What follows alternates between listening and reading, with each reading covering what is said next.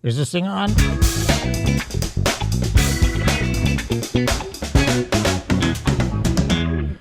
And here we are with our third episode of Date with Destinee. I'm Eric Hansen of Eric Hansen Music, and I dabble in the arts, marketing, promotion, and political discourse, including authoring something over 300, 400 articles, which you can find at waronpress.com.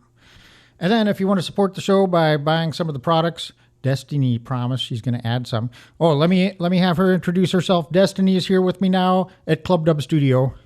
Hi, my name is Destinee. That was a little raspy. My name is Destinee. I go by Des. I'm a bartender. I am a chandler. I make candles for a hobby, but I'm also starting my own candle business. I had my own run for Congress this year, which did not end successfully and was a very short run, but that's okay because I'm going to be trying again in 2 years. And I guess I'm also going to be producing my own music here soon. I'm going to be writing a song composed to a classical piece. Excellent. And yes, so that goes. We're going to collaborate on some projects, and I'm going to do my best to help her with that musical expression and getting that name out there on Spotify and everywhere else. Meanwhile, you might be able to find some of my work. We are in the middle of a beautiful day here in Dublin, California. Alexa, what's the weather like? In Dublin, it's 75 degrees Fahrenheit with clear skies and sun. 75 degrees. Beautiful. Yes. A high of 87 degrees and a low of 53 degrees. Very good. So, this show is going to be posted initially on SoundCloud, where you might be now, or it might be on YouTube as long as it stays there. Our first episode was met with some resistance from the vile communist that hopefully is going to be maybe fired and then deported by the great Elon Musk, who now has, I think, a board position on Twitter to kind of fix the evil specter of censorship from within. And here's the audience is also pointing out the left's version of speech online. Want to protect free speech as a core value, and also in the US as the First Amendment. How do you balance those two? Our role is not to be bound by the First Amendment, but our role is to serve a healthy public conversation. And our moves are reflective of things that we believe lead to a healthier public conversation. The kinds of things that we do to work about this is to focus less on thinking about free speech, but thinking about how the times have changed. One of the changes today that we see is speech is easy on the internet. Most people can speak. Where our role is particularly emphasized is who can be heard. Deciding who is going to get heard or which voices should get more attention is just as fraught a question as which voices should be suppressed. That's exactly right. I think the notion of centralized content moderation, centralized algorithms is long-term really, really challenging. Somebody in the audience is also pointing out that you're trying to combat disinformation. You also want to protect free speech as a core value, and also... And now we know that he doesn't want to do that. So the new Twitler has been made worse than Jackoff, and the that's JACKOLF, kind of a combination name to express both attitude and personal outward appearances. So, and also if you like to celebrate the social media Taliban and what they bring to the online conversation, there's a shirt that's specifically dedicated to that. In fact, when I first met Destinee, I was wearing it, and I think that's one of the reasons that we recognize that we're kind of potentially had some common perspectives. It was 100% why. Do you want me to tell the story of how? Yeah, okay.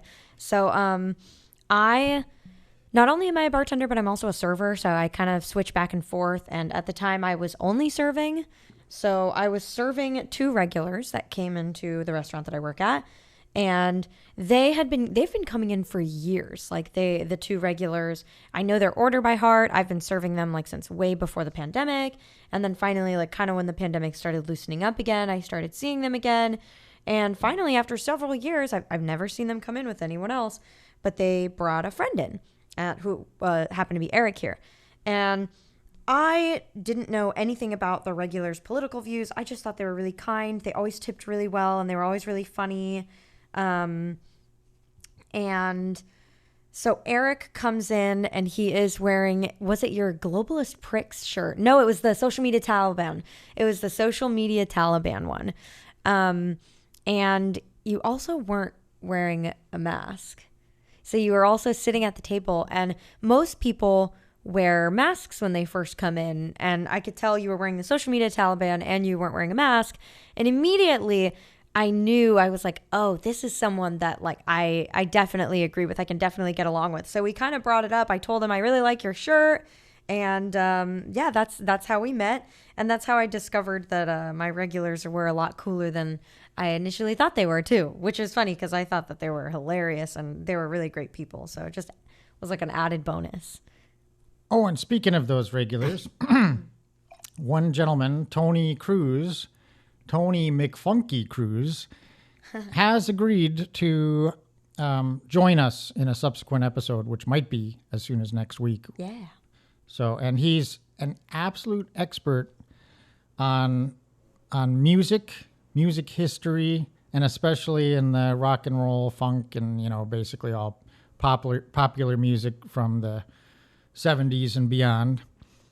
He played with professionally as a traveling bass player for little operations like America, Seals and Croft, and so he has a lot of inside stories, interesting details on the whole rock and roll business. And also I'll plan to pick his brains on kind of the what to's and what not to do, since both Destinee and I are aspiring to kind of make our own mark in the realm of music. Yes. Yeah. I think, well, I'm a singer, and I used to play piano really well when I was younger, and I played by ear always, so I never actually learned. I mean, I know how to read notes because I did choir for 8 years, but I never learned how to read like sheet music and play piano. But I learned by ear, and I used to be a really good pianist. However, I've lost my touch over the past 10 years. However, I can still sing, so I'm considering, writing some lyrics to a piece and learning the piece on piano and just producing that as a beginner piece of music. Fantastic. And so, yes, another one of so we like to discuss music, art, language, culture. Another interesting bit of common ground is Destiny and I both share an interest in and a different form of connection to Japan, which I consider my spiritual motherland, but she's actually more directly connected to Japan by her family lineage. Yes, I am. I don't know exactly how much Japanese I am. I'm not enough Japanese to like actually be considered Japanese to most people, and I don't look Japanese at all. However, my grandfather was Japanese. I don't know if my grandfather wasn't full. I don't know if he was half or a quarter. My great-grandfather was Japanese, and obviously so on. But my great-great-grandfather, what is it? He traveled to, what's the word that we use when you come to live here forever? Oh, immigrated. Thank you. I don't know why I couldn't think of that word. My great-great-grandfather immigrated from Japan to the United States of America, and then my great-grandfather during World War II was actually put into, well, he was given the option to go into Japanese internment camps or join the war and change our last name. And the rest of he wasn't in the internment camp, I don't believe, but the rest of my family was placed in internment camps. And, thanks, Democrats. Yeah, thanks. Thanks a bunch for that. Like, now I've got this lame ass last name, Charles. My last name is very confusing. I have 2 last names because my mother and my father. But yeah, it's kind of one of my lifelong dreams and goals to either live in Japan for a year or so or travel to Japan lots, just because I want to be able to, see the whole country. And currently I am practicing Japanese on Duolingo, which I'm not going to advertise because that's like not the best place to learn Japanese. But especially if you're a beginner and wanting to learn Japanese, do not learn on Duolingo. I feel like they kind of start you off as like intermediate. Yes, and then there's Rosetta Stone is one of the tools that we might have dabbled in. But I began my own interest in learning the culture, language of Japan a couple decades ago. Which is probably why you're better than me. And I've even I actually came up with 2 jokes that actually work well in Japan. I visited there. I had the pleasure of visiting, again, what I call my spiritual homeland on 6 occasions. Each was a duration of 1 week with an exception of a 2-month stay, which I had worked for a company that was Seiko Instruments, and I had been there quite a while, and towards the end, they were consolidating and moving from their San Jose location and just merging everything down in Torrance. And so I was offered a chance to retain my position there that I already had like 8.5 years, or I had the choice of taking 6 months of pay to do nothing. Mm-hmm. So I thought long and hard for about 2.3 seconds. Check, please. And during that time, it occurred to me that I might do some exploring in Japan. So that's when I made my 2-month mission there, rented an apartment in Tokyo. And it was called, the apartments there that are kind of specialized in customer, like Westerners, might be called Gaijin House. But I was all set. I was ready to sign the lease. Oh, and Gaijin, I should clarify. Gaijin is a mildly derogative term meaning outsider. Yeah. Which is roughly equivalent to, someone in the South talking about foreigners. Foreigners. Yeah. But foreigners. That's funny. Damn foreigners are coming in. But Japanese get to apply that even if they live abroad. They get to refer to the people they're immersed with as gaijin. Yeah. So it just basically means not Japanese. So there's also a term that that we learned called henna gaijin. And hen means strange. So the way to earn that honor is to be an obvious Westerner in Japan or outside of Japan that speaks Japanese with some competence. Yeah. So if you're out there and you're, looking like you're not Japanese but sounding like you are, then you're henna gaijin. And so I made a little joke based on that cultural standard that goes like this, and then I'll offer it in both languages so that our non-Japanese part of the audience can understand too, unless you're looking at the subtitles. Ima henna gaijin desu kedo. Soro soro henna nihonjin naritain desu. And that means that right now I'm a strange Japanese, but eventually no. Shit, goddamn, we got to go to break. No. I told it backwards, and there's more jokes that can go horribly wrong by telling them backwards. But I go, right now I'm strange foreigner, but eventually I want to become strange Japanese. So that normally is a joke that's appreciated on all sides of the, ocean. However, I had to mess it up this morning. Let me have another sip of coffee, and I'll give it back to Destinee for a moment.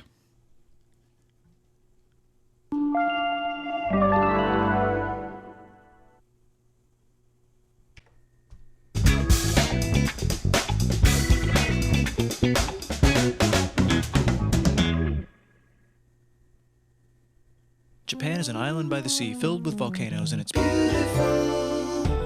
In the year -1 billion, Japan might not have been here. In the year -40,000, it was here, and you could walk to it, and some people walked to it.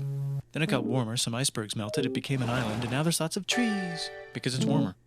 So now there's people on the island. They're basically sort of hanging out in between the mountains, eating nuts off trees and using the latest technology, like stones and bowls. Ding dong, it's the outside world, and they have technology from the future, like really good metal and crazy rice farms.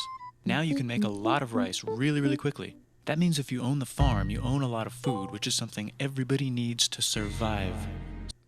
That is a little clip from, if you're on your, if you want to know more about Japan and the history of Japan than everybody else in your living room, in your van, or even on the BART train, go to History of Japan. It's basically a very concise 9-minute presentation by, there is no president anymore, by one Bill Wirtz. So he's got 5.1 million subscribers for his exceptional work. He dabbles a little bit in music too, so he plays right into our appreciation of art, culture, music, and Destinee's. I wanted to. You had previously told me a little bit about your family history and an important role your grandfather had and your great grandfather had in shaping American history and even things that we take for granted. Yeah. So don't come after me now, but there was one of the reasons cops started using batons was because I don't remember if it was my great-grandfather or my great-great-grandfather. I think it was my great-grandfather. Was my great-grandfather wrote a book called How to Use the Yawara Stick, and he worked with the San Francisco Police Department and taught the police officers over here how to use the Yawara stick, and it became general practice to carry baton on them at all times. And yeah, you can thank my grandfather for that. So actually, you should thank great grandfather, because otherwise, what do they use when they're not using the baton? Yeah. So this is actually an instrument of being humane and friendly and polite. Yes. Well, one in the right hands. Mm-hmm.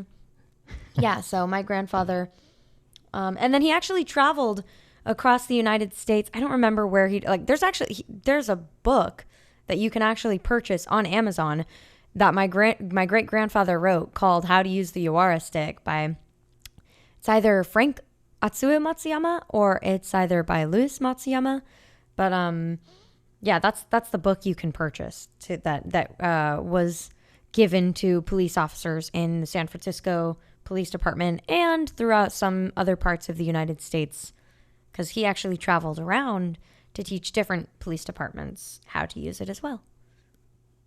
Fantastic. So there's a little bit of a significant contribution hiding. A lot of your friends, it's a very small world. A lot of times there's people that you meet that are deeply connected, very closely connected to your own family or your own circle, and you don't even realize it. You might even have conversations with them and not know about it. For example, I was working at a damn Acura dealership. Damn. And this young lady was in to buy Acura, was it Integra? No, what the hell was it? No, they discontinued the Integra and they came out with that new model. What the hell? Oh, so anyway, does anyone know in the audience? Please call in. So, yeah, I only sold Acuras for several years and sold Lexus and all that, and I'm forgetting every goddamn thing about it. So, this gal was talking about going to Pittsburgh with her dad, and so she was there with her dad at the store, and I'm like, "You mean Pittsburgh, like California, or Pennsylvania?" She clarified that she meant Pennsylvania. So I'm like, oh, my mom's cousin was Joe Bugle, who was like head coach of the Steelers for a time, like born, raised Pittsburgh. And immediately we discovered that we had a family member in common, that she actually shared a college dorm with a distant cousin of mine. And it was only if we hadn't specifically, if I didn't have first the anchor of like the famous football coach to throw in the conversation, we would have never, even if we talked for hours or if we went out on, 6 dates, we wouldn't have known any of this stuff about this connection. So there's that whole 6 degrees of separation theory. We are all better connected to other humans than we might expect or realize. And it's only when conversation just happens to take the right turn that we realize that common grain or that common aspect of our respective human experience and position in the greater scheme of humanity. I need to correct myself. I said one of the reasons that one of the reasons the police officers used batons was my grandfather.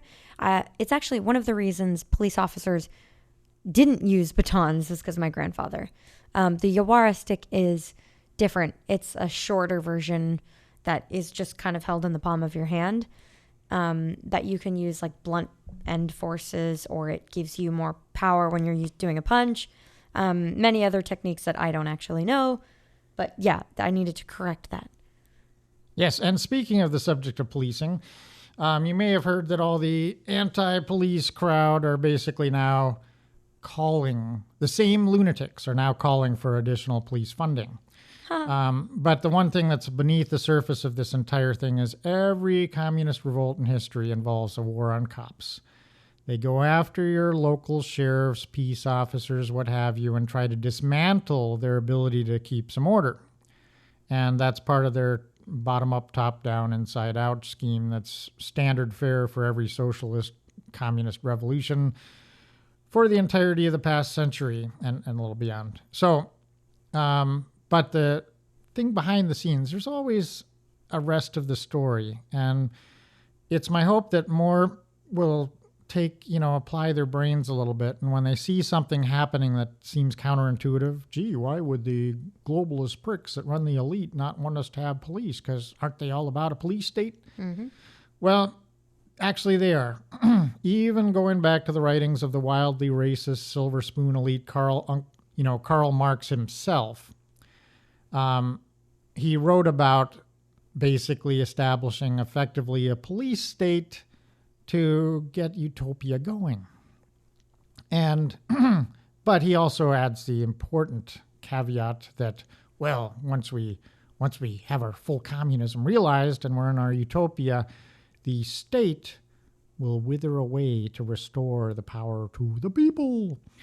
And that's the one thing that was never explained well enough. Now, it's also important to notice about Karl Marx is that in addition to being a wildly racist elite prick that was a silver spoon that never worked a day in his life other than at a propaganda paper, and he even whined and complained about that. Apart from these contributions, all his indictment of so-called capitalism and the evils and problems with capitalism, in quotes, were never accompanied by an actual blueprint or a real solution.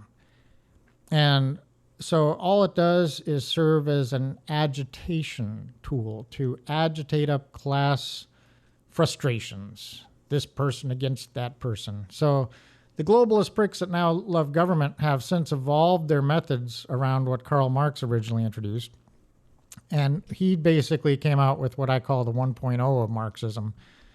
And Marxism's not all bad, because like Groucho Marx was cool. We could use more Groucho Marxism and a lot less Karl Marxism. But the Frankfurt School, Adorno and Marcuse, are some of the villains from like the near, kind of close to the Nazi times of Germany, that were developing communism to be more of a threat to humanity in what's called the Frankfurt School. And they're the ones that came up with the 2.0 version of Marxism. And that's what might be called cultural Marxism. Yeah. And cultural Marxism, there's a brilliant presentation about it that I'll put a link in the comments. That's a mere 7 or 9. It's about as short an investment as learning everything about Japan. And with the other video, The History of Japan in 9 minutes. And again, shout out to Bill Wirtz, who's fantastic. So the cultural Marxism, instead of setting the haves against the have-nots, the proletariat against the bourgeoisie, and all that kind of, all that kind of casting of society that should have mobility for everyone. A free society lets anyone become whatever they want to be.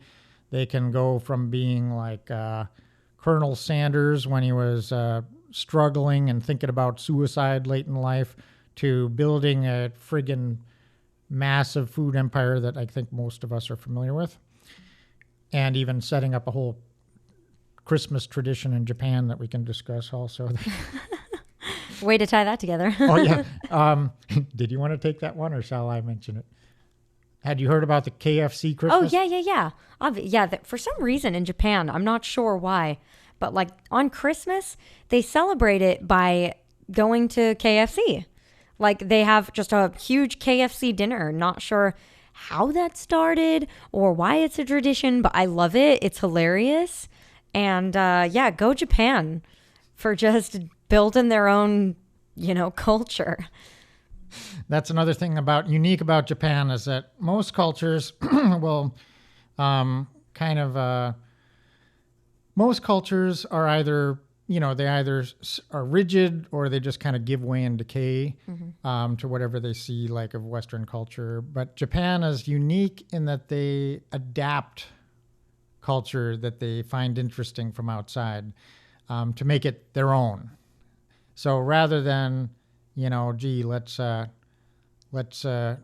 have our Japanese meal, our teriyaki bowl, or our friggin' sushi, sashimi, or whatever other cuisine that's associated with Japan. Let's have some Italian. But most Italian restaurants in Japan are serving like spaghetti with some seaweed on it and an egg on top. So there's adapting. And that's also true of fast food. When you go to a McDonald's, a Burger King, whatever the hell you find yourself, you'll see menu items that are uniquely Japanese and not available on the Western market. So that adaptation is an interesting, kind of a unique aspect of Japanese culture, is they take their own culture, they blend it with something Western, and then they mix it up into almost sometimes a surreal blend that is unique to an experience when you ultimately get to Japan, and I highly recommend it when you can. And that actually ties into an interesting, it doesn't really have to do with what we're talking about, but it ties in interestingly to cultural appropriation. So something unique about Japan, and listen, I love my Japanese history. I love that I come from, that my background is Japanese. But something unique about Japan is that they take other people's cultures and adapt it into their own. And if you were to travel to Japan and partake and participate in any of Japanese culture, the people there, they love it. They adore when foreigners come and they partake in their culture. They love when foreigners come over and they wear kimono and they participate in tea ceremonies. Obviously, if it's done respectfully and correctly. You're most correctful. You are most correctful. Obviously, if it's done respectfully and correct, it is something that the Japanese people adore. And that's just something that I see as a respectful aspect of their culture. And I really wish that we as the United States would be able to adapt that mindset.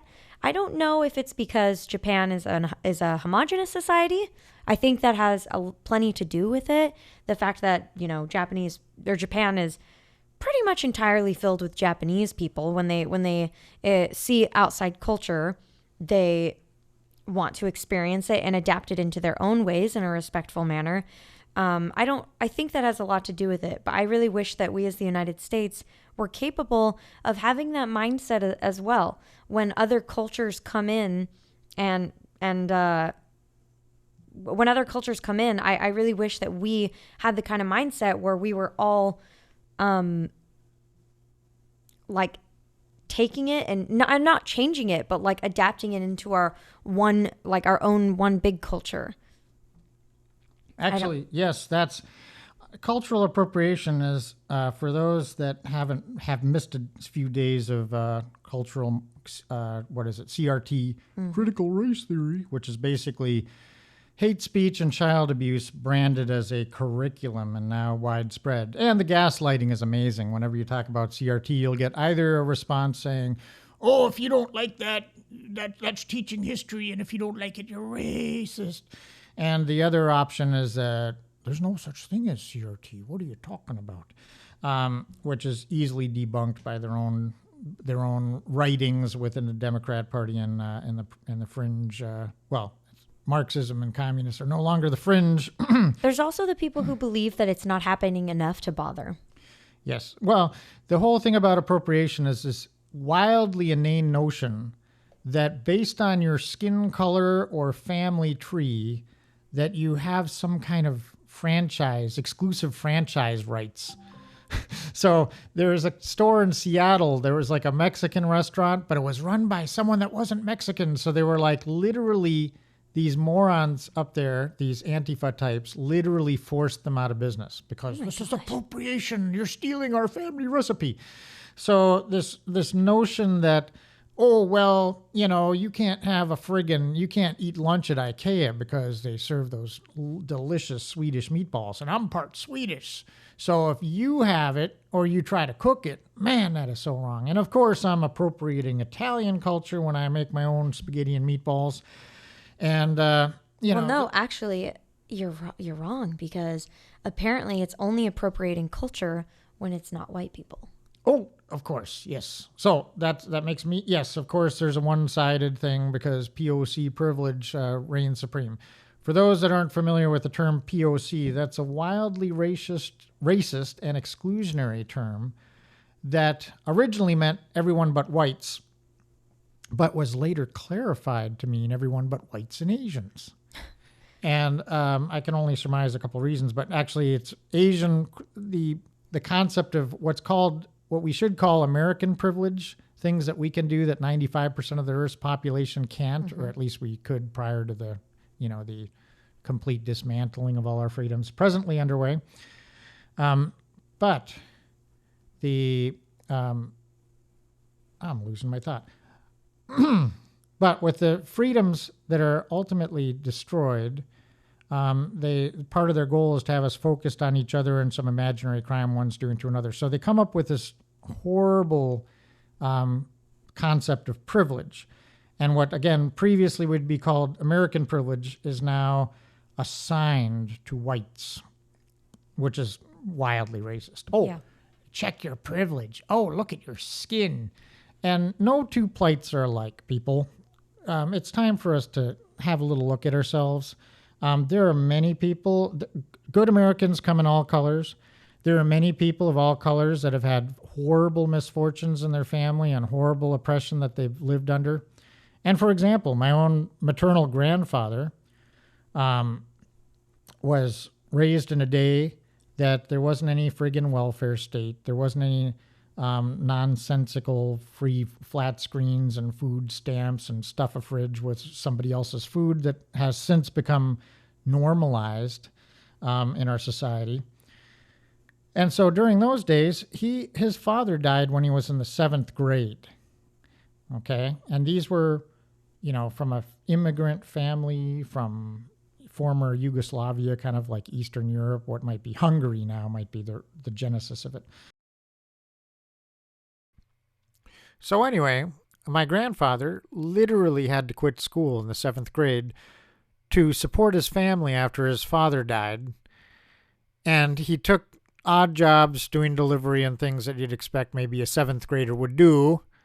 That's not a coddled, the coddled type that we now have in society. That's, but ultimately he, on one day, thought it was a good idea to buy some shoes because the shoes he was wearing were worn through and it was basically hurting his feet. So he came home with the new shoes and nearly got, he got a royal beating from his brother for spending through money that his family literally needed to eat their next meal. And so today people are so out of touch. no two plights are alike. There's plenty of people that have benefited from American freedom, and there's plenty of people of all colors that have suffered the responsibility end of freedom, which, of course, nobody likes today. Is this thing on?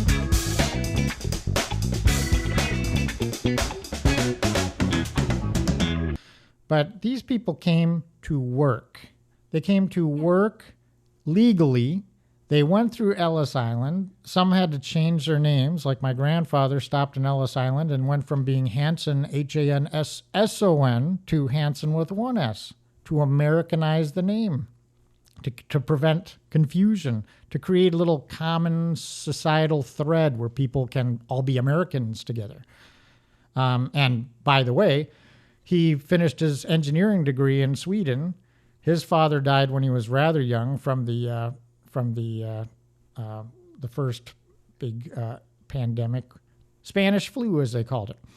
So he died at a young age of 38. My grandfather came with his brother Olaf to first Chicago and to apply his engineering degree because Sweden was already descending into a socialist hell, and basically there weren't any real job opportunities there at that time. So he came over here. My father never heard his father speak a word of Swedish in the house, ever. So when they came here, their goal was to become American. Mm-hmm. And frankly, if I moved to Japan and I thought about it, I would do my best to learn Japanese, maybe adjust to the culture and the cultural norms. Absolutely. And kind of do my part. If you like a place well enough to go there, maybe you should like it well enough to sort of fit in. How's that for an option? Yeah, I think that can go with any, like not just Japan. With Americans really think when you leave America and you travel to a country outside of America, most people think, oh, I should learn the language and kind of adapt to their culture, because that's the respectful thing to do. But for some reason, as Americans, they have this idea in their mind that, oh, because people immigrated to our country and our country is full of immigrants, we don't have our own culture because our culture is stealing from other people's cultures. People immigrated to the United States to build a better life, and we created our own culture. I think it's kind of beautiful how many different cultures immigrated to the United States and were able to live amongst one another. Yeah, there were hardships and it was difficult, but we now have our own culture, and it's also an extremely vastly huge country. So there's actually pockets of different cultures all over the country. It makes no sense to me that people don't think that you'll have to adapt to American culture when you. I mean, maybe that's rude of me to say. Perhaps, I don't know, but it's just like if that's the consideration and thought you have when going to any other country in the world, why not have that consideration and thought when coming here?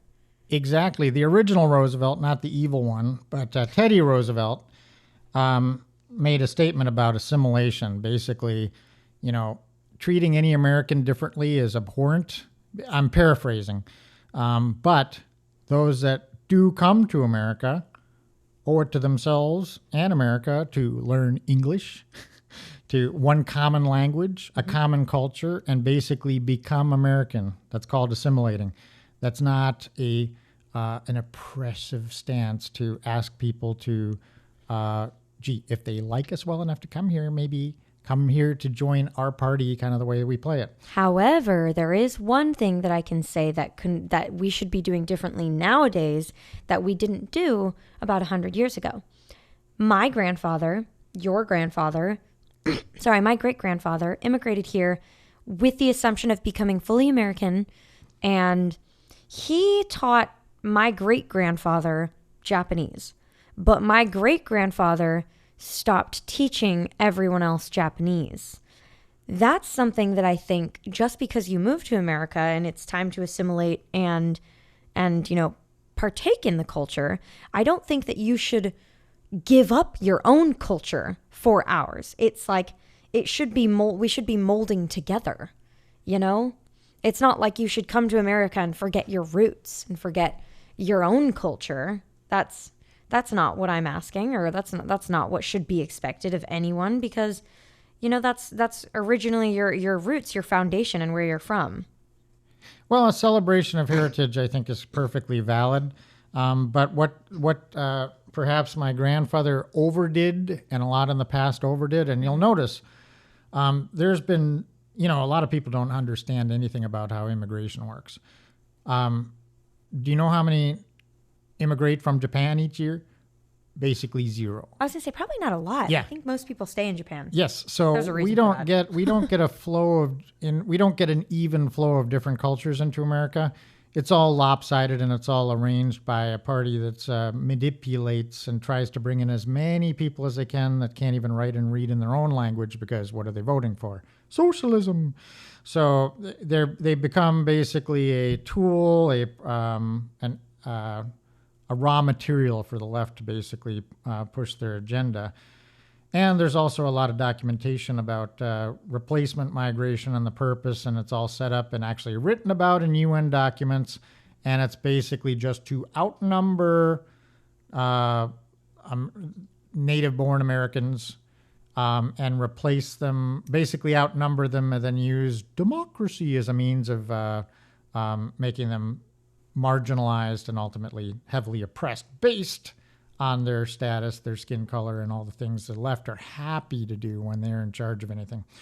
And that's where they come up with all these cultural Marxist concepts, like, again, cultural appropriation, which is, again, ridiculous. It's a birthright trademark, like a franchise right. It's like, you're not allowed to wear that hat. By the way, I visited Mexico in an Acura with my brother. We drove down to Baja, all the way down to Laredo. We stopped short of going all the way down to Cabo. But this was in the 90s. And while I was there, I bought this big-ass sombrero. Like a big friggin', like a table umbrella. It can keep 3 friends in the shade. So I'm wearing this thing with the rainbow-colored poncho walking downtown in Laredo. And if you were to do that in neighborhoods in the United States, I'd expect to get fully beaten down and friggin' pulverized and given the, Well, I could do it. I'm actually Spanish. Reginald so. Denny experience. But there, people are shouting from trucks that are passing by going, Viva la Mexico! They loved it. Yeah. So being offended by sombreros, like it's an embarrassing aspect of their own heritage. I think they're being tricked. Like, I genuinely think liberals and like leftists are being tricked into thinking or into being racist, basically. Oh, it's like they're basically being trained and taught, yes, think that other culture, that participating in other cultures is racist, when actually it's when you what am I trying to say here? You know what I'm trying to say. Well, I know exactly, and I have it called up on my screen right now. All right, you say it. Because I can't say it. Because basically it's a zero-win. Marxism and cultural Marxism is all about setting up no-win situations. Yeah. And especially for whatever group they want to target for their oppression. Okay? So here's how it works. If you move out, it's white flight, racism. If you move in, it's gentrification, racism. If you see color, you're racist. If you don't see color, ignoring racism, racist. If you don't partake in culture, racism, because it's non-inclusive. Engages in culture, appropriation, racism. See, so it's all, Marxists are all about oppressing, bewildering. They basically are there to really confuse the crap out of you and gaslight you out of existing altogether. So the entire thing is, and most Americans, most modern Americans of all colors, and America, by the way, is the least racist nation on earth. I've traveled enough the world to know that in other countries, there's plenty of racism. They're not shy about it, and they don't play a pretend game. Yeah. Here, the vast majority of especially Caucasian Americans would be horrified to be called a racist. And so this has become the hammer by which the left pounds on their opponents day long. They go, oh, that's racist. Oh, your dislike of Barack isn't because of communism, it's just because you're racist. It's like, oh, gee, that's funny because I was fully supporting Alan Keyes' campaign before he was taken out by the hit woman of the DNC, what's that, Gloria Allred. The only Supreme Court justice that anyone should like is the one that's an actual constitutionalist, the only surviving one. And of course, that's Clarence Thomas, the one that Biden gave hell when he was trying to get his they pulled all the usual tricks with the antics by Anita Hill and all that nonsense.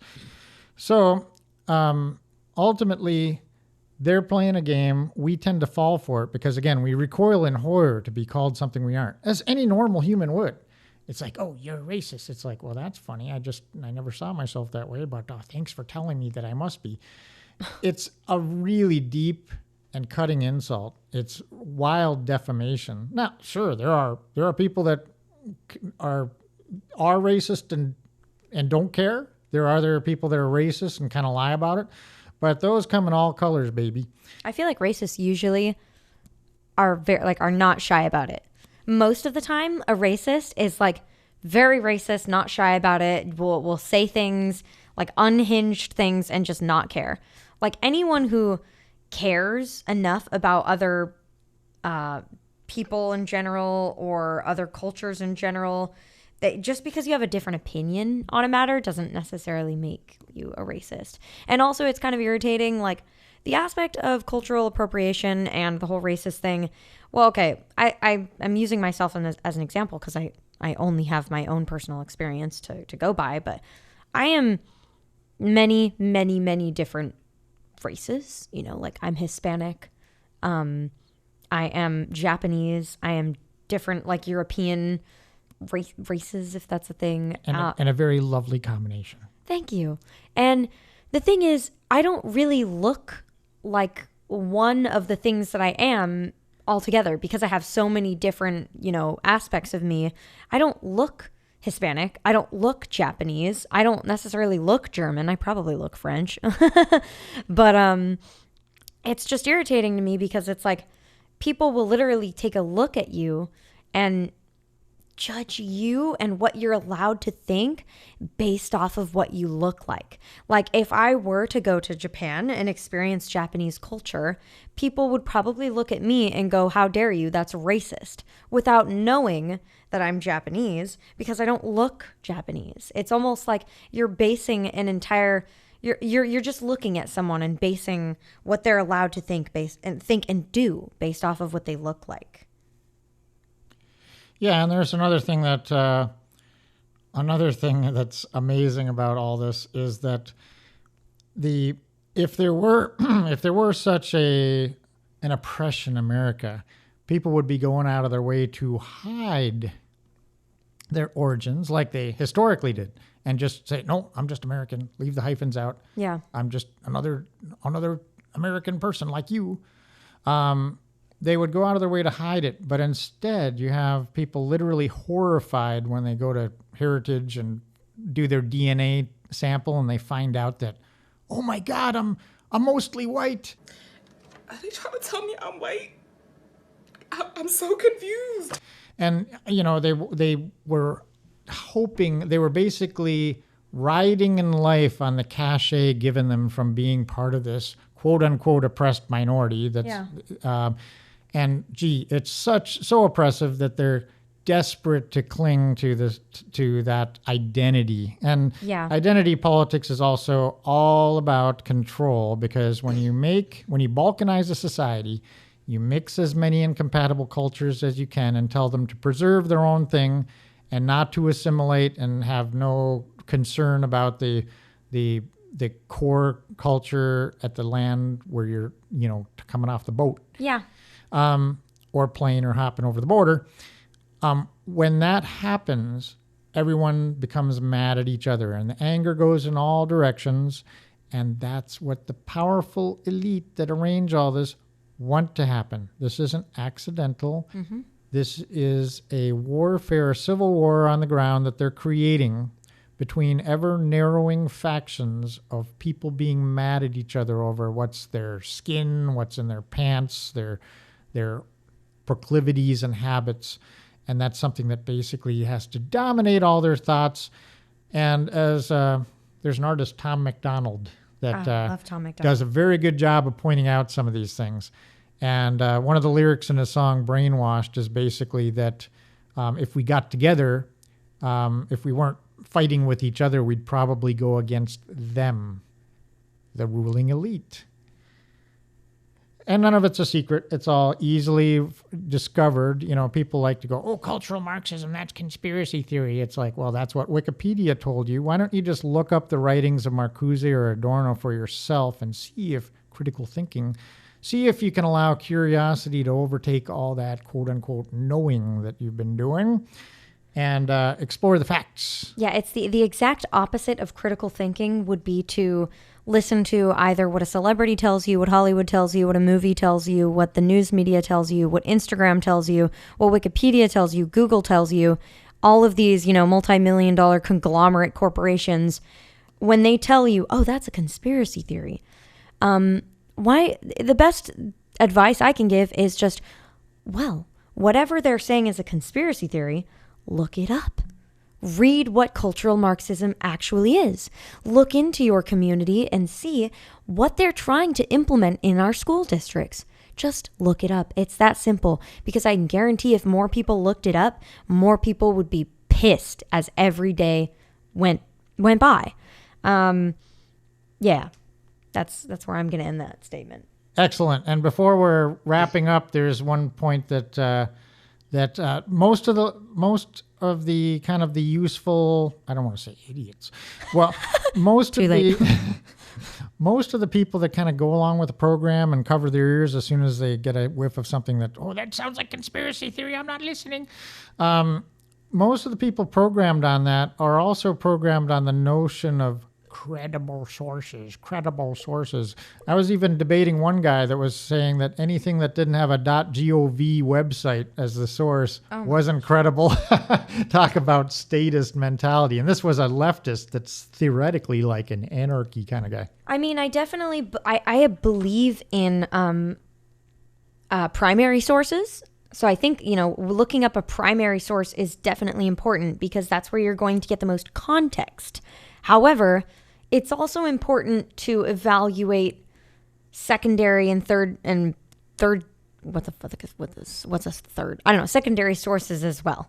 Yes, and another little habit of the left is that if you post a video that they find inconvenient into and they won't read books, except for maybe Craig Popkin or, Karl Marx, or Saul Alinsky's Rules for the Radicals or something. So they're not much on reading unless it's within their very narrow spectrum of nonsense. Yeah. That doesn't have any footnoting, that doesn't have any basis in fact, or the 1619 Project. So that's the reading they'll do, and they stop there. But they'll look at the YouTube, or they'll see that it shows that it's a YouTube. They know they're talking to somebody that they don't like. So they'll say, oh, you posted a YouTube. You think that's a source? It's like, hey, sorry, sir or ma'am. YouTube is no more the source of the excellent content I'm offering than Facebook or Twitter is the source of your inane rants here today. So it's important to know the difference between a source and basically a platform. And if anything, YouTube is skewed to the left because they actively censor, as they did our very first show. It's all run by CIA Google to basically rig every conversation. They rob content creators and pay liars like Young Turks, for instance. Mm-hmm. They gave them $1 million grant to their stupid lying channel that was absolutely robbed by demonetizing legitimate free market idea, democracy of ideas kind of content creators that were previously dominating. The other thing that they'll go on with is, well, that's not credible sources. What's a credible source? It's like, look, first of all, you obviously don't have any discernment, so you wouldn't know credibility, what's credible or not. But let's just assume for a moment that the excellent articles I wrote and shared with you today have the same exact credibility as you, namely 0. And then we can actually address topics on substance like a couple of grown-ups, which might also require some pretending on your part. And But so, like not you, like the audience. yeah, I'm not talking to you in the audience. And well, no, hopefully we'll have an audience that's diverse enough that this will, specifically hit some of the right, but Yeah. the right targets. But you know what we're saying. We're going to be next week. We're going to have very likely a guest that knows everything about music. So bookmark, like, share, smash the whatever buttons, and come back to us. And do you have any closing comments before we wrap it up? No, I think that we had a good conversation. Excellent. Thank you, Destinee. And this is Eric Hansen Music, also on Instagram. And, again, follow, like, share. Buy what they're selling. Okay.